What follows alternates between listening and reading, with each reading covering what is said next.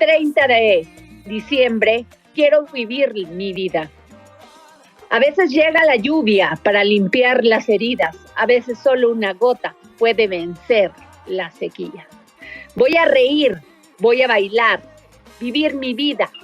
Voy a reír, voy a gozar, vivir mi vida. Y es que nos estamos aproximando a este 31 de diciembre que termina el año 2020. Nos dejó grandes experiencias, grandes reflexiones, pero sin duda hay que seguir viviendo la vida.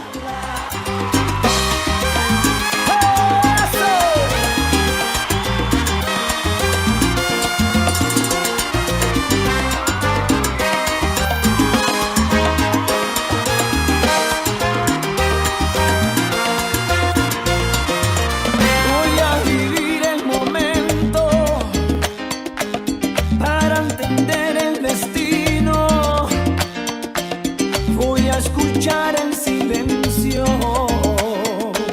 para encontrar el camino. ¿Y para qué llorar? ¿Para qué? Si duele una pena, se olvida. Y nos vamos a poner el dedo en la llaga con Denise Cuadra. Gracias, Adriana. Vamos con la información. El Banco de México obtuvo una suspensión de la Suprema Corte de Justicia de la Nación que le permitirá a sus altos funcionarios. The thing we don't want in business is we don't want discount in where we go. But when we start talking about companies like the type Laura's building here, you know, it's brand new.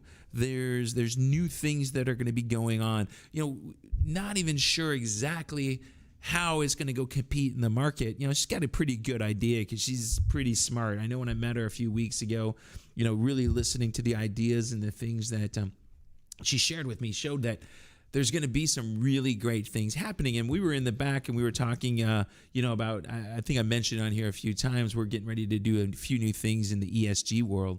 That's environment, social, and governance, and that's in big corporations, but it's getting pushed down in the smaller companies as well. But you know, it's what does that mean? And you know, people just don't know yet. And as things change, as administrations change, as things change around the world, we're going to see change in business, and that's what we got to do. Is we got to keep making our business new and fresh, because the newer and fresher ideas that we have, it allows us to bring new things to light.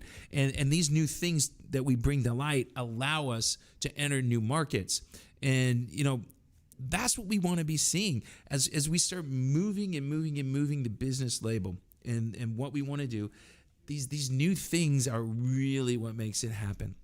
And when we bring new leaders in the business, that's really the important thing, because we start seeing things from a different perspective when we bring younger leaders into a industry like oil and gas. We bring women leaders into an industry like oil and gas. We start seeing brand new perspectives come, because what we start seeing is people see the world different than we do.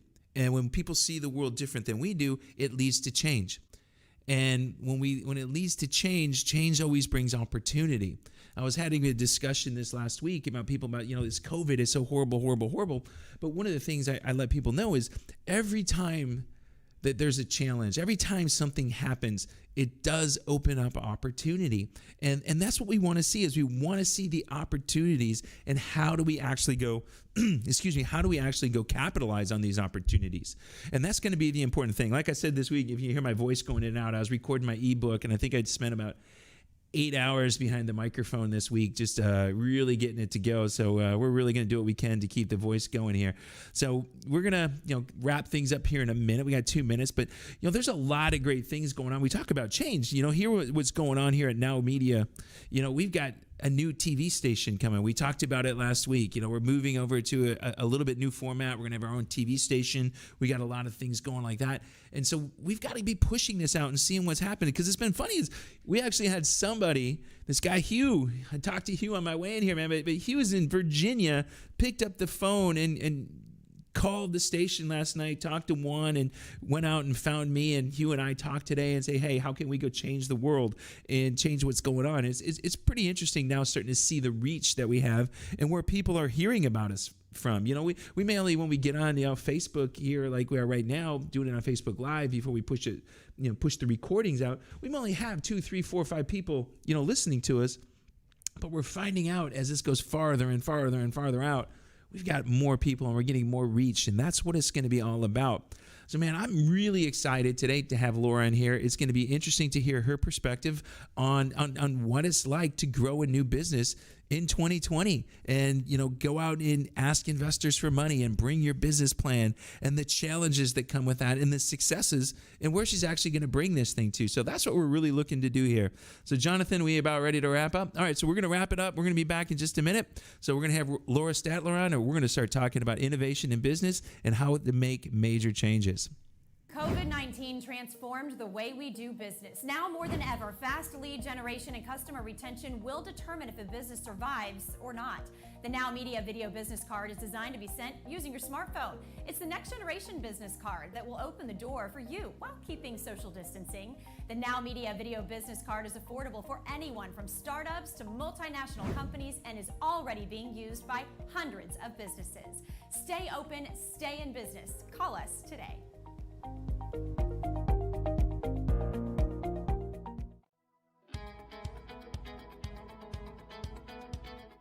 Hi, this is Scarlett Horton. You may remember me from the morning news. We know that finding the right team for your painting project can be overwhelming, and if not done right, a painting project can easily go over your budget. At CertaPro Painters of Central Houston, our professionals will ensure your residential or commercial painting projects run smoothly and are convenient for your schedule, leaving you time for what matters most. CertaPro of Central Houston has been serving the Houston metro area for more than a decade and has a solid reputation. You can read reviews from our clients and see examples of our work on our social media pages, letters of recommendation, website, and Google reviews. Additionally, at CertaPro Painters of Central Houston, we warranty our work for 2 years. We offer free color consultation. We do residential and commercial jobs, interior and exterior, and we are licensed and insured. Not to mention, we are experts in painting cabinets. CertaPro is the largest painting contractor in the USA.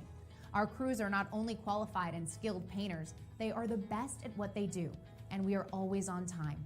Let our experts at CertaPro of Central Houston transform your home and business. Our proven process gives you more time to enjoy moments that matter in the spaces you love. Alfredo, Mallory, and John are experienced professionals who will work with you every step of the way to ensure a flawless finish.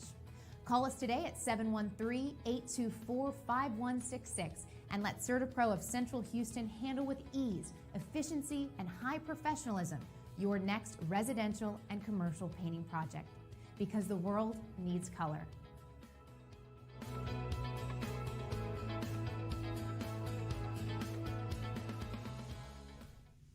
Boom. Hey, this is your business guide, Michael Rager, and I'm back. And I didn't even mention the weather today. So look out there. It's nice. It's beautiful. It's not raining. It's chilly out here from Houston. Very cold. But here we go. We got our guest, Laura. Laura, how are you today? I'm doing good. How are you? I am great, man. It's awesome. We planned this about a month ago when we met, and I'm looking so excited to have you on here and talk a little bit about what's going on in your world. So tell us a little bit about the new things that you're doing and bring into the energy world. Okay, I'm not sure where to start on that. It's been fascinating. So with COVID and all the layoffs in oil and gas, it's been kind of a free-for-all, and everyone either went home and did their own thing or tried something new, and I tried something new. So I put together a couple business plans that were kind of large scale, and I ran for it. So tell us a little bit about the basis, because I know you got some pipeline influence and stuff like that, right? Well, yeah. So there's some virtual pipeline, which is going to be all the trailers to move hydrogen. Okay. And we also do CNG, argon, helium, all different kinds of things. It's going to help launch the infrastructure for hydrogen to make it launch faster. So you're looking to take hydrogen versus hydrocarbon as a fuel source? Is that some of the way you're going, or what do you think? Some of it, yeah. So hydrogen is basically something that is a source that connects all the different energy sectors, whether it's wind, solar, oil and gas. Everyone can either make it or it's a byproduct, and we can help transport it. Okay, so everybody's got a play in it, and everybody's got it. Now what do we do with it? And you're trying to find a way to make it profitable. Right. So they'll call me and say, hey, we want to make hydrogen. And I'm like, great. What are you going to do with it? And they're like, we have no idea. I'm like, okay. So because there's not a pipeline for it really. So if we can come in, we can pick it up and we can distribute it. And that's going to be our main goal. So is it, I know when we talked a couple weeks ago, are you going to be building new pipelines? Are you going to buy existing pipelines? What's the plan going to be to move hydrogen from point A to point B? It's the trailers is the first core part. Okay. Second part is finding alliances and people that will collaborate. So the midstream partners that I can look at and say, hey, what are you interested in? What can we help you with? Can we blend it? Can we help you with some of the offtake of whatever you might have? How can we make value for you, and how can we help each other with that value? So what made you decide to say, I'm going to jump into this? It just wasn't COVID. You just weren't sitting here. You obviously saw an opportunity to innovate something. Yeah. How'd that come about? It's a complicated story, but before I was laid off from oil and gas, I was working on trying to do geothermal wellheads. Okay. And with that being said, when I got laid off, I continued looking into geothermal. It was fascinating. I loved it. I made a business plan for it. Found a great business partner for it, but we couldn't find a way to not be dollar for dollar. So the other things that interested me a lot with geothermal was the byproducts of lithium and hydrogen, and doing basically a hybrid approach to geothermal with hydrogen. So dropping the geothermal away, which not to say that that's a bad thing. I think it's still fascinating, but we're going to just focus on hydrogen. And so after watching some of the international structures change, like in Germany, they went from all geothermal straight to hydrogen. And so following that movement, I started working with some investors and bringing this to light and saying, hey, this is where we could start. This is where it could end. This is large scale. It's going to be for the next, however many years and ongoing. And we loved it. And so I just took the jump and decided that, you know what, after talking to these investors, they were fascinated by it, and as much as I was fascinated by it, and I just kept driving into it. And it's been, I've been very blessed with who I've ran into. Well, that's nice. That's awesome. I've dealt with investors in the past, and we were talking about this a little bit before. What's it like looking to try to find investors for business owners out there like you that never, I've got this great idea, but I know I can't do it by myself. What's it like to go out there and try to find investors? It's scary. It's really scary. When I came up with the idea and sitting by myself at the time, I'm a single mom with two boys, and I'm thinking, I don't even know where to start. Right. I have never ran a business. I don't know how to. Do I go and present? Do I go make a call and walk in like an interview? What is it? But honestly, I just threw myself out there and got on LinkedIn, really talked to people about, hey, what are you guys doing right now? What's the best route here? If I wanted to start something, who would I talk to? And just put myself out there and talk to people, and they led me to the right people. And I found a business partner up in that I used to work with up in Pennsylvania, and he took this to his investor, and who loved it. And we had all the bullet points for the initiative. And so we're working on that contract, and if that goes through, it's going to be a lot of fun. That's nice. So where are you guys going to be situated first? Are you guys starting out of Houston? Are you starting where? And how do you see this thing exploding? So we always looked at Texas as being the hub spot. Right. And during this time of promoting all of this to the investor, we were still missing a missing link, and that was Hydroco. Okay. So we grabbed Hydroco, great team. They're out of Mississippi, so they've been there for about 2 years. Okay. They'll be moving to Houston. Okay. And Houston will be our home. Nice. So we'll build out from here in about 6 other locations that I can't go into too much detail. Yeah, we know there's some things you can't talk about. Don't worry, we're gonna make you dig into some of the other parts about running the country. How many minutes we got in this segment, Jonathan? He's not paying any attention to me. Yeah, I know. How many minutes we got in this segment? 4 still. Okay, we got that. So coming in and starting the company. All right. So here you are. There's Laura. She's got business partner. What was the first thing that you said? Okay, I've got to build this first before I can start moving. It wasn't really it was more just the drive. I wanted to get it done, and I took, COVID's been the greatest opportunity for me. I've met more people and gotten further in 6 months than I probably would have in 5 years. And I give credit to LinkedIn for that. I give credit to people being able to open up, and people being bored and saying, "Hey, you want to talk? Okay." And but I took the opportunity. I decided that I needed to push now, and I'm also, like I said, a single mom. I've got to put food on the table, right? And it's, they're watching every move I make. That was the hardest part. I know when I started. So here it is. We went making six figures, nice six figures, to okay, now there's no money coming. Yeah, it's like, but we're working 3 times as hard. Yeah, if not harder. Yeah, and it's like, what the hell? How does this happen? And where do we go? And what happens? And kind of move through there. That's what I always found was the hardest part of starting a business. Oh, yeah. I was like reading constantly. I ended up picking up, I don't know if you see it, the Startup Bible. Things about this thick, and started reading. Okay, I got to do this. I got to do this in my business plan. I got to do this. What gave you what was the hardest thing to start doing, when it came to putting a business plan together? All of it. I mean, when someone asks me, so what are you going to name your business? I was like, I don't know. It's all of it was. It's a risk. COVID made the risk worth taking because there was no jobs to be had anyway. Right. But it's just, when I got laid off, it gave me more energy than I had, because it's a challenge. I like challenges. It's not a problem, it's a challenge. But you're right. The biggest obstacle is you're not getting paid. Yeah. And I've been giving all these opportunities, and I still have different investors saying, "Hey, I want to do this with you. I want to do this for you. I want to do this for you." And I have to choose, and that's not a bad spot to be in, but it is stressful because it's how fast can we move? Is this the right team? Is it going to be the right culture? Where is this going to take me globally? And how do we proceed? Yeah, that was it. When we were looking to take money, is, how do we, okay, here's what we put together as our core values, and here's what we wanted to do. Right. And, okay, how do you fit? Yeah. It was funny. We did an interview with a guy that was in the medical device industry, because this startup we had at the time, we wrote organizational processes and procedures. Made it we used to call it corporate knowledge capture and transfer. So we figured out how the smart guys worked in a company, and then kind of put it on paper or put it into technology, so people 20 years from now could figure out how you thought and how you solved problems. Oh, wow.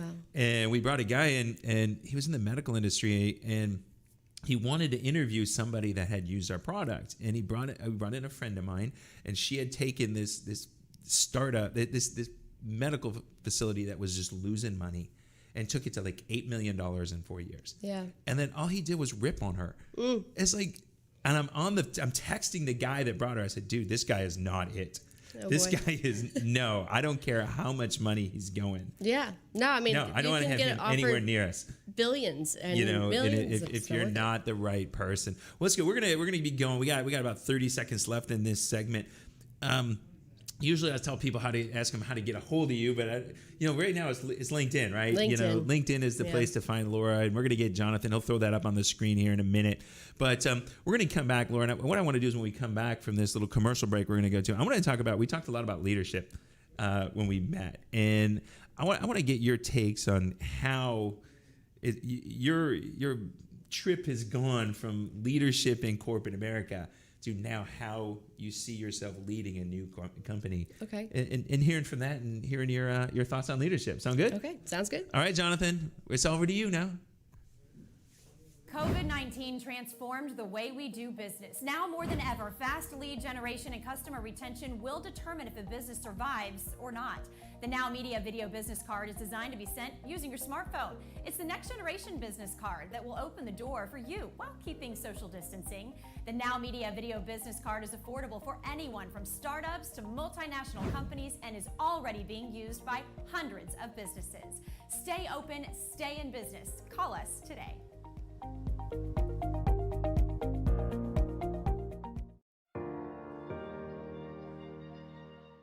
Hi, this is Alberto Tudela. The Houston metro area has experienced a substantial increase of wind and hail damage, flooding, and other perils in the last 5 years.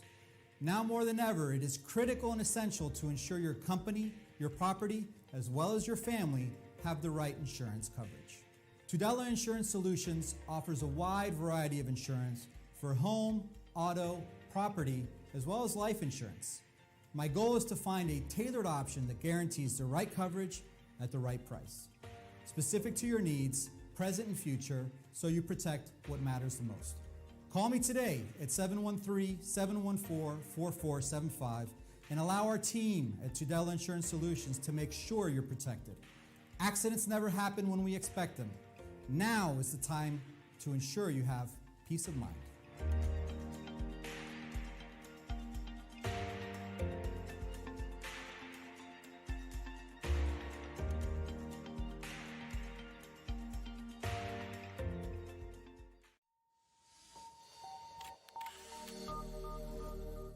Do you want to experience the ease and convenience of the latest and most advanced home security system? Are you going away on vacation and want to have peace of mind while you're not at your home or at your office? According to the FBI, a robbery occurs every 13 seconds, and homes and businesses without a security system are 300% more likely to be burglarized. Hawk Security provides security solutions to residential and small businesses in the state of Texas and from California to Georgia, building a custom-tailored security setup that matches your needs.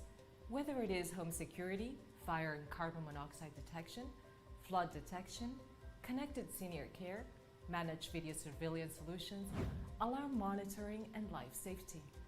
In addition to fire and carbon monoxide detection, Hawk Security has a smart home and business integration, expanding security services to a lifestyle solution, keeping customers connected to their home and businesses from anywhere in the world, from their tablet or mobile device, so you can have peace of mind even if you're not at home or in your office. Reduce your energy cost, scheduling automatic changes in thermostats or lighting. And because we rely on our heroes every single day, Hawk Security offers security services discounts to military personnel, veterans, first responders, educators, and hospital personnel. Our mission is to keep our clients safe, treat them like family, and provide them with a user-friendly security system with personalized customer service 24 hours a day, 7 days a week. For integrity, honesty, passion, and excellent customer service, take a strong step today toward getting protected and call Rosanna Torres at 832-863-8574, because every home and business is unique and every security system should be unique too.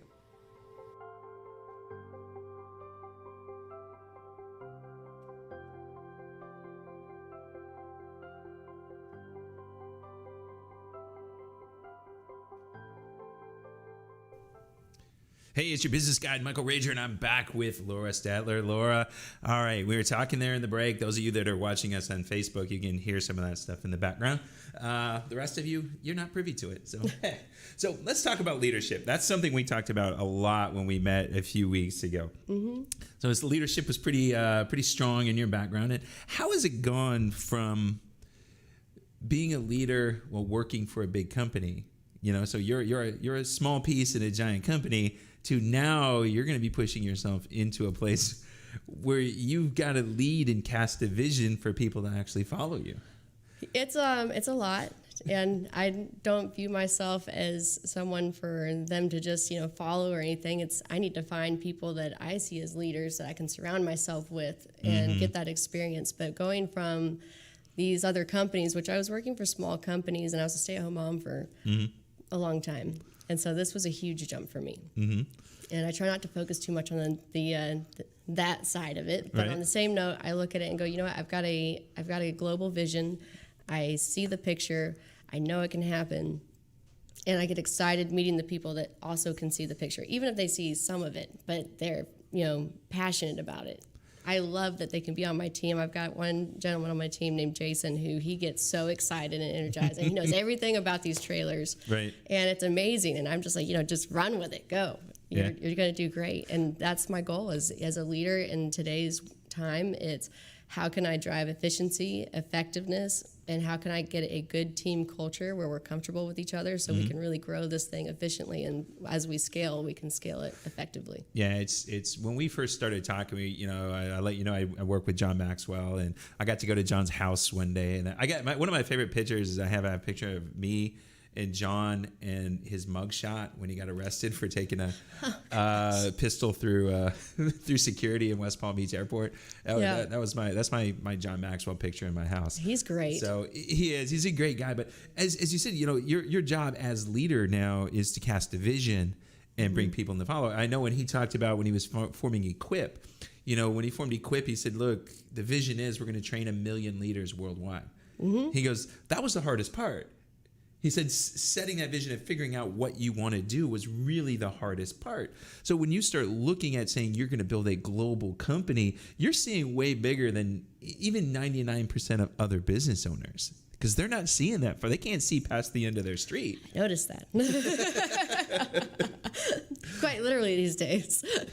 When we were talking about the new company, we said, I showed you our vision is to connect 100,000 people in 10 years. Yeah. And people are like, oh my God, that's, 10,000 people a year. And it's like, yeah. Right. But they don't see it. So when you go and you start talking to people and you start seeing that there's somebody that's potentially to come into your organization, what do you start thinking about when thinking that, this may be a good person? I think how excited, I get excited that they might have an opportunity with me, right? Mm-hmm. But more importantly, I look at everyone as a potential ally, someone to collaborate with. Mm-hmm. And the more people I can find to collaborate with, I'm not scared to talk to anybody. Mm-hmm. And when I meet some of these executives of these large firms in oil and gas, especially, who are saying, well, this is what we've been doing for so long. And I'm thinking, yeah, but you're so experienced and have so much success that we could build on and with. Mm-hmm. How can I just work with you? And I lead that way. And eventually it might be the time where I can say, be on my team. Mm-hmm. But right now it's, how do we work together? How do we come to the same table without being cutthroat? And we can build an alliance that really makes this infrastructure build out quickly but efficiently, and not be like what oil and gas did so long ago with being cutthroat and having walls between us. How do we tear down the walls? And that's what I'm aiming for. Well, that's why we were talking about the ESG stuff. That's my whole vision, is to bring people from different companies and different industries together to talk about ways that we change the environmental footprint that corporations bring, the social interactions on how they work, and how their governance is in the company, and how things change. Because I think so often big business gets pushed by its attorneys, and it gets pushed by its consultants, and it doesn't bring its smart people and say, sit down and talk. Yeah. Yeah, exactly. And that's what it's all about. And that's where I kind of built, it's really funny when I built Teach Your Business to Fish. You got to meet my son Cameron when we were here, and I really built it for two reasons. One is I wanted somebody else to pay for my fishing trips, and two is I wanted him to go and meet smart, brilliant people like you and other leaders, and not be afraid of them growing up. Because when I grew up, my dad was a cop, and I got to meet judges and lawyers, and so here I am, this kid hanging out with a cop, and then I got all these guys that are wearing $500 Armani suits when I go to these places, and I'm like, in awe. And it's funny when you talked about going to meet some of these guys. I worked on a pipeline. God, it was a Great Lakes gas pipeline, and I worked for some of the executives from Great Lakes Gas came out, and they wanted to see it be done. So I was the lead environmental guy, and we're walking around and we're showing them silt fence, and we're walking around. There's silt fence going up around this construction site, and there's like, the guy's looking at it and he goes, well, okay, but silt fence, the water goes through it and it's still dirty. It's like, well, it doesn't really work like that. And here's what happens.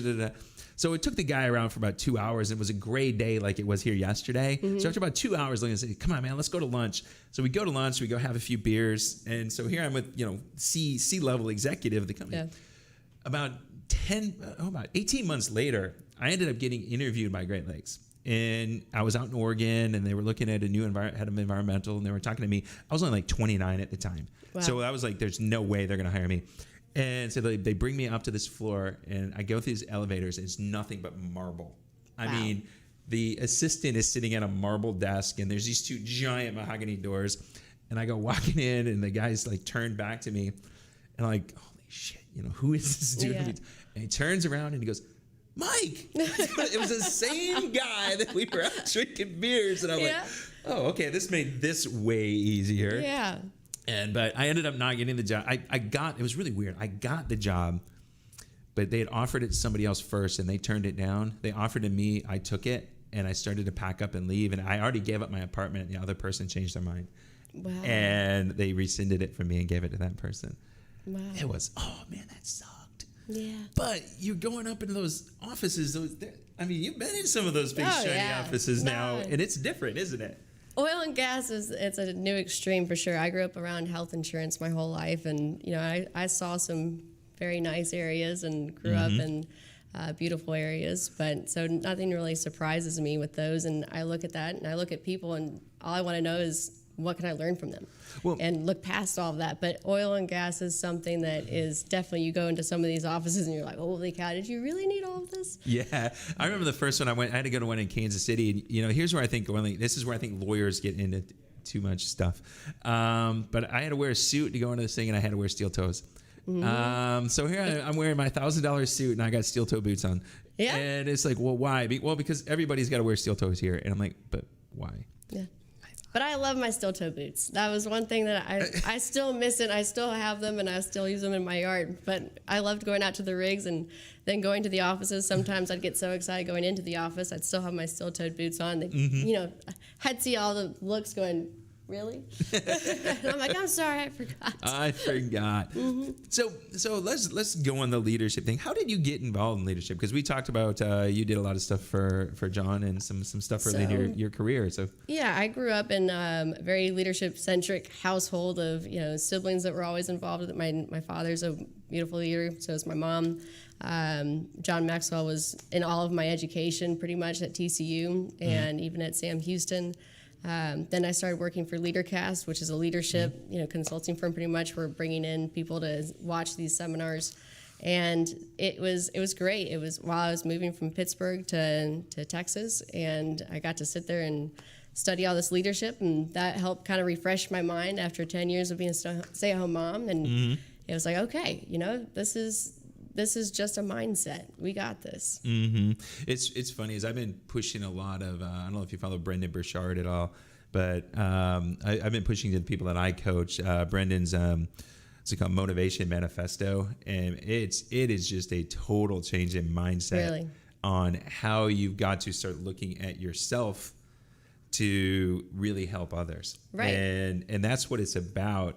And it's very interesting about throwing out some of the stuff that's clogged in our head. Yes, absolutely. And there's so much junk in our heads. Oh, I mean, absolutely. And trying to get yourself clear mindset and have yourself, some new boundaries, and really, take time to write some things out and take time to say, okay, what can I do that's also, I learned this actually from Linda Galindo, and she's fantastic woman, consultant, and she teaches accountability. And I was actually her intern for some time. But it was, how are you accountable to yourself and to your team? And if you can go from there and show that accountability and respect, you can take your team anywhere. Oh yeah, it is. They all got to follow. As one of the trainings that I do when I go in the companies, and I put up a picture of Hitler and Gandhi, and I ask them which one's the better leader. Because if you follow John's definition of leadership, it's influence, nothing more, nothing less. Right. Both very influential people. One just had a really shitty message. Yeah. But if you follow it, people got around. And a lot of times organizations don't realize that the person that they think is leading is not really leading. Right. And we've seen it in our country. We've had a lot of that's gone on, and we need to get there. And I remember, I think it was 2019, right before, 2015, right before the 2016 election. Maxwell was talking about how he was approached to run for president during that campaign, and it was very interesting on his decision making, because if those of you that know who John is, he's former pastor, and he made this, it was a very impactful statement to me. He goes, there's a lot of people, if I got elected president, that would be mad at me because I won't be running the country as the United Christian States of America. It would have to be the United States of America, because Christianity has just as much influence as any other religion in this place. So those are really things that we need to be looking at and how we step up and make some changes. So Jonathan tells me I need to shut up so we can go. And he's being very nice back there because my son's back there. He's got his mask on and I can't read his lips this time. So it's all good. So we're going to go to another break. We're going to be back with Laura. We're going to talk a little bit about the fun stuff of owning a business after this. So we'll be right back. COVID-19 transformed the way we do business. Now more than ever, fast lead generation and customer retention will determine if a business survives or not. The Now Media Video Business Card is designed to be sent using your smartphone. It's the next generation business card that will open the door for you while keeping social distancing.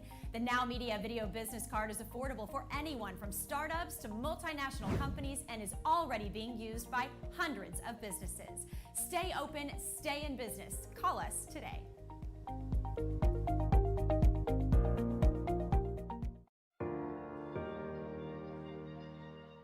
Hi, this is Alberto Tudela. The Houston metro area has experienced a substantial increase of wind and hail damage, flooding, and other perils in the last 5 years.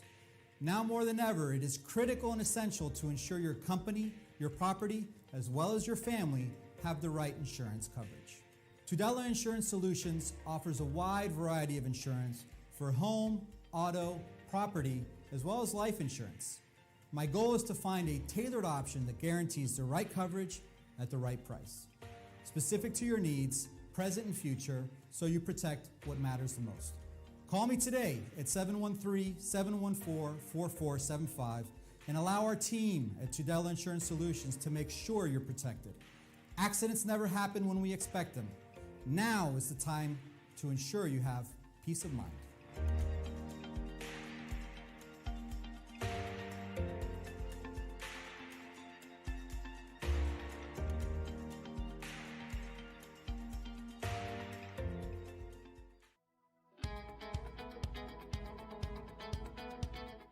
Hi, this is Scarlett Horton. You may remember me from the morning news.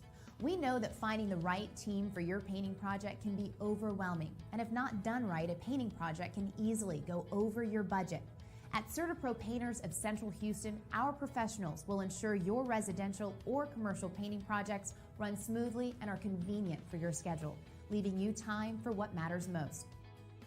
CertaPro of Central Houston has been serving the Houston metro area for more than a decade and has a solid reputation.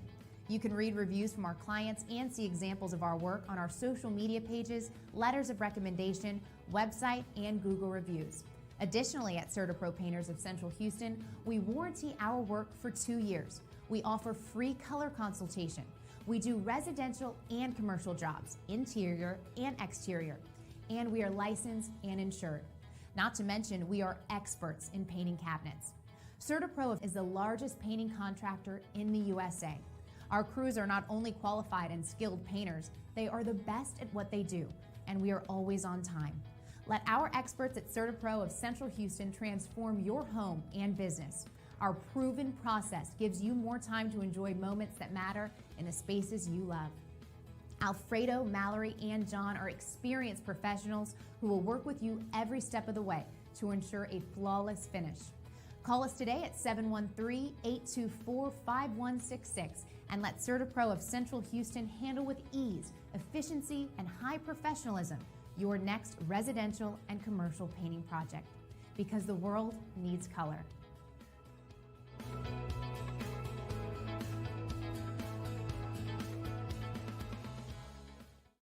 All right, it's your business guide, Michael Rager, and we're back with Laura Stadler. Those of you that are watching us live on Facebook, if you're not here in the behind the scenes, yeah, see, my son gave Laura a kiss, one like this.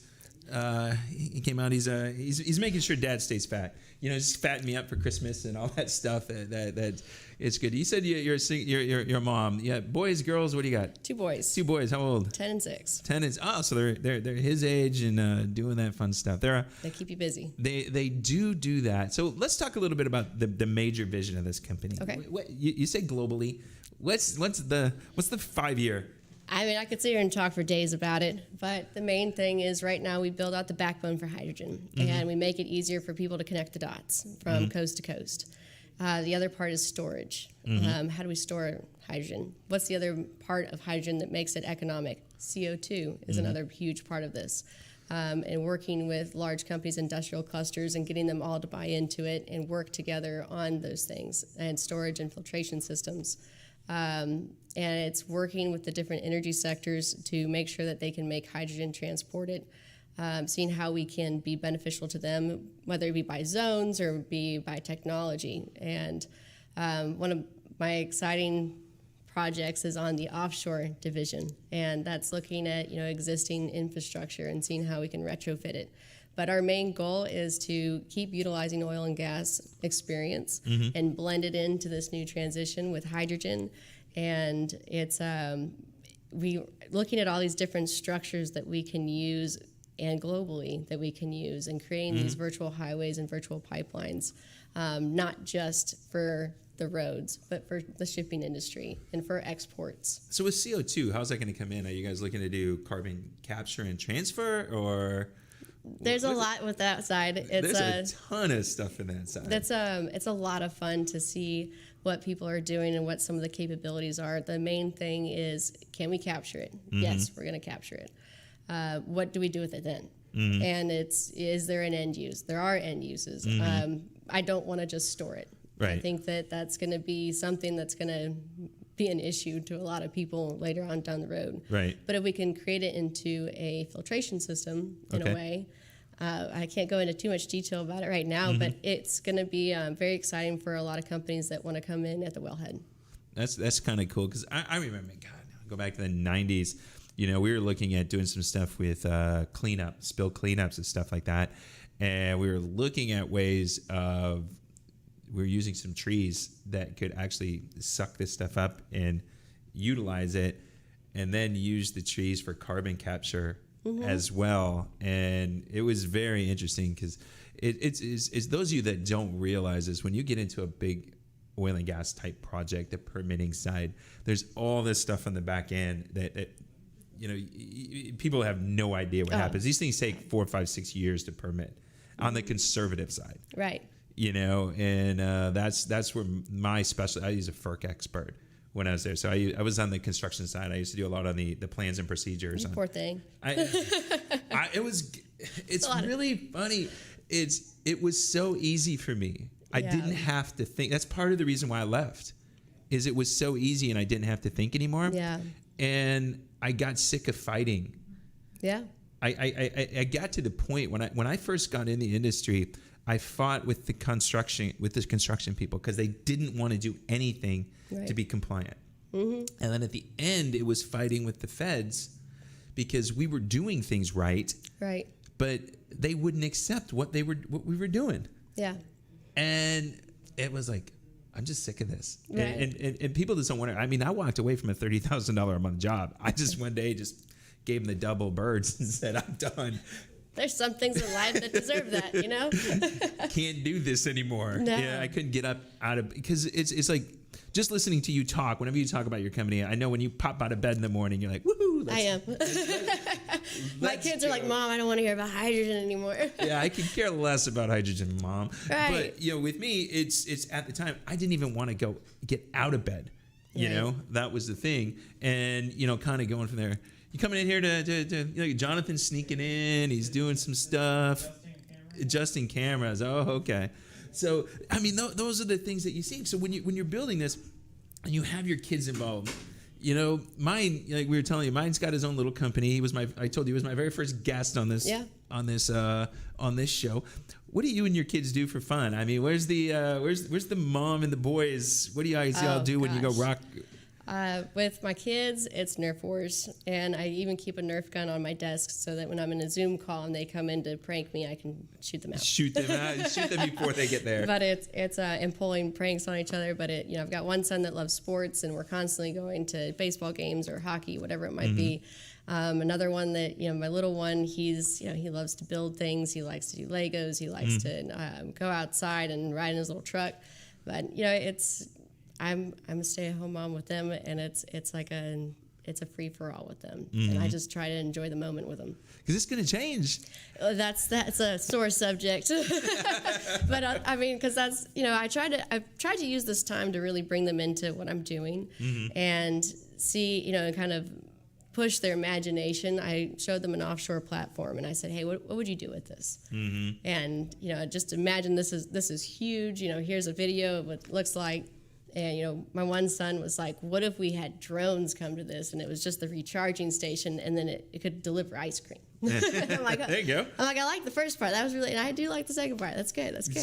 And so I really try to push their imagination side. I give them blank notebooks all the time, draw something, or here's what I'm working on, draw something, figure something out with it. Yeah, I do it with him. When we were creating, the website for the ESG leaders. Hey, come here, look at this. Give me your perception. Listen to them. They actually they see things different than we do. They do. And it's the important thing. We go back to, we were talking last segment about leadership. Leadership comes when you let people bring their perspective to the table. Yes.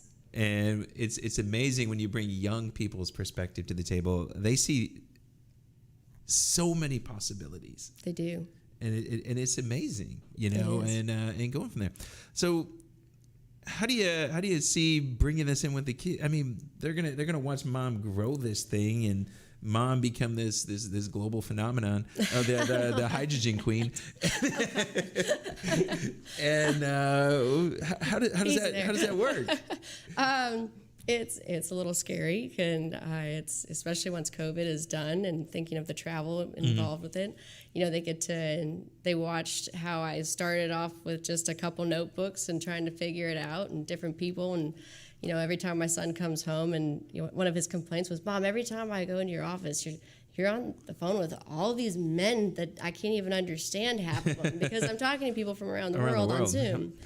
And it's been nice. I've been able to open up to some of them to say, here's my son. Could you say hi? And they're getting to, witness all these different people from around the world that are leaders and tell them different things. They might move their camera for a second to show them something different. And then after the call is over, him and I would go and look at the map and say, this is where they were. This is what's there. This is what they're dealing with. What do you think about it? And I hope I can bring them into this as much as possible. But they're at ages that it's going to be interesting. Oh yeah, no, it's mine. He's fine. He's into business. He likes business. He likes the math side of it. Oh, and he likes the money side. He likes when he gets paid. And I go, yeah, those are the best days.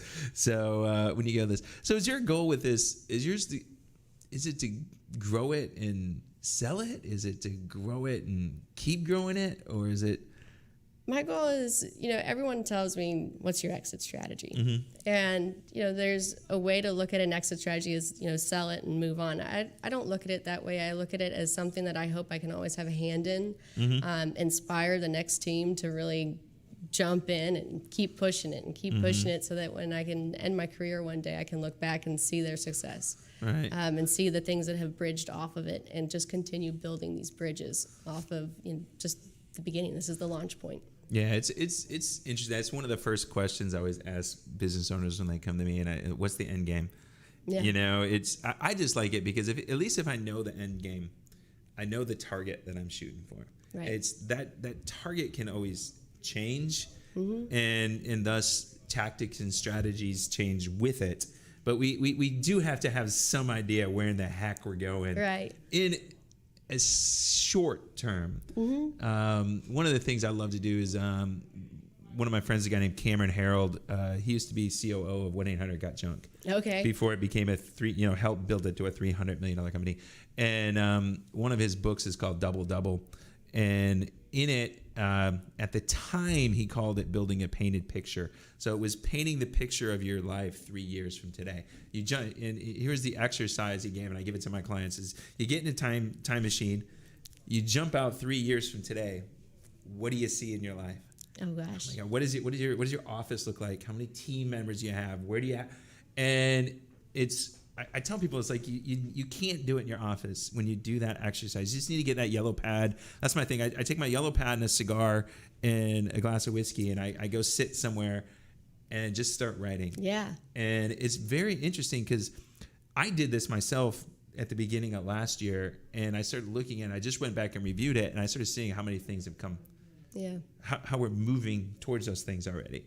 And actually, a lot of people, I share that painted picture because I've actually had somebody rewrite it for me, and we put it into a nice PDF and all that stuff. And so I could say, oh, hey, Laura, here's where I'm going. Yeah. And what you see is the more you share that, the more people show up to help you get it. Yeah. And it's very, very amazing. So what do we got, Jonathan? Like 3 minutes left? He's not paying any attention to me again. Hey, Jonathan, what, 3 minutes? 5. Okay. So this last 5 minutes, I want you to come up with, you're going to be talking to your sons 10, 15 years from now. Oh, boy. I know. Right? Tough questions. What do you want them to see that mom's done?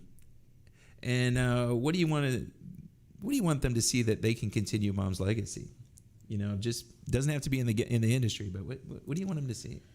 I want them to see that, you know, they can do anything, that what they have in their mind is not just an imagination, and that there's still a way to look at the world that doesn't have problems but challenges to conquer, and to use them as obstacles, and to be excited about those challenges, and that work doesn't have to be just a job. That you can pour into it and you can bring your family into it and have that balance. There might be some hard times, but you just keep driving.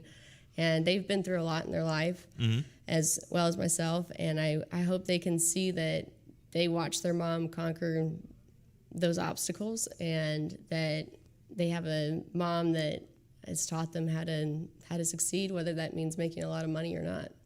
Well, money is always fun. It makes it. Trust me, it's way more fun making 6 figures than not. Sure, but it's the whole thing, right? I want them. You know, it's the communication for them to understand that, you know, the world is communication, and if you can communicate, you can do anything. And it's watching how you can talk to people and how you can have those relationships in business and at home, and make those bridges for people. How do you help people? Yeah. And how can you have a humanitarian side to everything? We've got a huge human trafficking initiative, right? And that's something that I hope that they see, that you can have a balance between building a business and still helping the world. Yeah, I've got one of my clients. She's a pretty successful realtor here in Houston, and she does a lot philanthropically with sex trafficking and stuff like that. And there's a gentleman, Tony Roberts, that I actually did a mastermind group with 9 years ago, and at the Houston Club.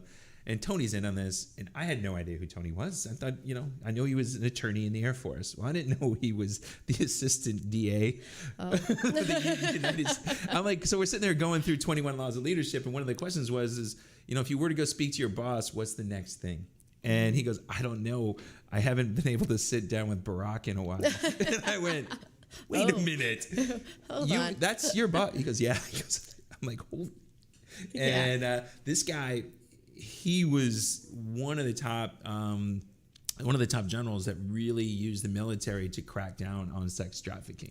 Wow, that was one of his passions. That's awesome. Eliminating that in the world. And so it's really interesting, this thing that you just don't know about people when you get to meet them. Yeah. So we're gonna give you one last thing to inspire somebody that's starting a company. So give us we're closing out here. What's something you got to tell somebody? I'm thinking to start a company. Don't think about it anymore. Just do it and make the jump and start talking to people. And right now is the best time that you can figure things out. And the world has been leveled, and everybody's looking for, how do we make jobs? How do we make money? How do we make a change? How do we pivot? Who do we talk to? And who has an open door? And whether they have experience or no experience, it doesn't matter anymore. And it's, just get excited and stop looking through the lenses of the media. And, if you can shut off Google and all these things, just go for it, because the world is the most colorful it's been in years. Yeah, there's opportunity out there that people don't even realize right now. No, they don't. It's one of the things I talked in the beginning. Every time we have a hardship means opportunity. Yeah, and, it is. And that's what it's all about. And we've had the greatest opportunity in 2020. And people don't realize it. That's right. And these are the things we need to look at. So, Laura, thank you so much for coming. I hope you had fun. Thank you. Yeah, we're gonna get there. So Jonathan, we're gonna kind of wrap up a few things. So here's what we got going on. Jonathan showed you my book. If you guys are interested, connect with me on Facebook. We've got a Facebook group that we're really growing out called Business Owners and Executives Who Love to Fish and Hunt. We're really pushing a lot of things out there. We're going to be doing a lot of fishing trips and all this fun stuff to bring people together. You know, our big thing is we stole it from Maxwell again, becoming a real success. You know, John spelled it R-E-A-L, us being the fisherman, R-E-E-L. It's all about relationships, equipping ethics and leadership. Ethics, I think, is sometimes gone in business occasionally, and the more we bring that in, the better things get. And this is what we want to do. We want to bring the right thing and do the right thing no matter what. So, you know, we're going to be here through the holidays. We got a whole bunch of stuff going on. We got a couple cool guests coming on, and you know, we're looking forward to you know, talking to you guys. And check us out on the new TV station. We'll be getting you that information out. Check us up on Now Radio, Now Media Radio, and the Now Media Radio TV station that's going to be coming. We got all this stuff coming in 2020, and we want you guys to be following with us and see the growth. So I think that's it, man. We done? All right, we're out.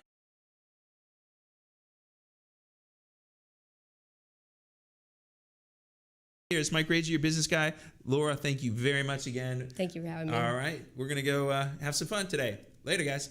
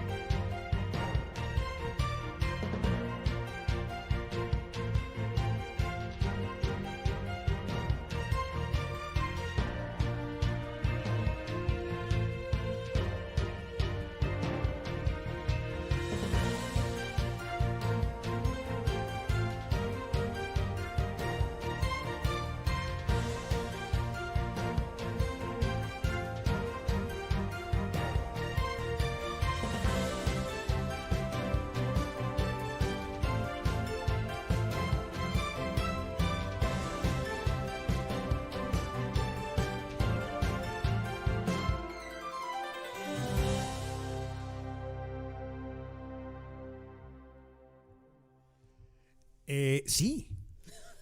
Sí, Gilsey, sí. Ya saben que Gilsey ya saben cómo es Gilsey. Me da gusto saludarles. Saluda a Juan Guevara, su experto en tecnología, sustituyendo a Eduardo Hurtado una vez más. ¿Qué onda? Dice la gente, dice que país con este güey. Así es. Ha sido un día lleno de noticias, lleno de cosas. Cuéntame qué pasó. Miren, me da tristeza lo que les voy a decir. Les voy a decir realmente, esto sí es fuera de broma.